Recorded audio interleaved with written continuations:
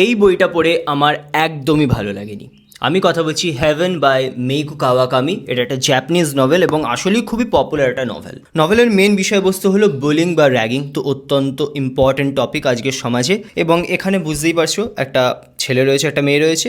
মেয়েটাকে একটা দল বুলি করে এবং ছেলেটাকে আরেকটা দল বুলি করে। তারা অবশ্য সেম ক্লাসে পড়ে এবং যেহেতু দুজনেই বুলিড হচ্ছে, তাই ঘটনার চক্রে তারা ধীরে ধীরে বন্ধু হয়েছে এবং সম্পর্ক আরও গভীর হয়। বাট গল্পটা এমনভাবেই লেখা হয়েছে যেটা আমার অত্যন্ত অবাস্তব মনে হয়েছে। তার কারণ একটা পার্ট রয়েছে যেখানে একদম পাবলিক প্লেস, একদম ওপেন শহরের ভেতরে দীর্ঘক্ষণ ধরে খুবই গৌরীভাবে র্যাগিং করা হয়েছে, যেটা আমার মনে হয় না কখনোই সম্ভব। তাছাড়া গল্পের কোনো নির্দিষ্ট ডাইরেকশন আমি খুঁজে পাইনি।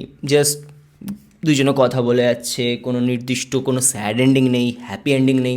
হতে পারে আমি গল্পটা বুঝিনি, সেটাও সম্ভব, কারণ আমি বিশেষ করে এখানে সাহিত্য পণ্ডিত নই। শুরুটা ভালোই লেগেছিল এবং যেভাবে এগোচ্ছিল মনে হচ্ছিল যে অন্তত একটা মেসেজ দেওয়া হবে, কিন্তু সেই মেসেজটাও আমি খুঁজে পাইনি এখানে। বরং উল্টে যে র্যাগিং করছে তাকেই বেশ ফিলোসফিক্যাল মনে হচ্ছে, যেন সে বেশি পণ্ডিত। এখন এটা হয়তো হতে পারে এর একটা ইন্টারপ্রিটেশন যে বর্তমান যুগে অনেকে যারা আসলে র্যাগিং করে তারাই পার পেয়ে যায়। আমাদের সমাজের ভেতরেই হয়তো সেরকম ব্যক্তি আছে যাদেরকে আমরা জানি না যে তার একটা ডার্ক ইতিহাস রয়েছে। বাট ওভারঅল অ্যাজ দ্য বই যদি বলতে হয়, আমার তো বিশেষ ভালো লাগেনি। I am sorry.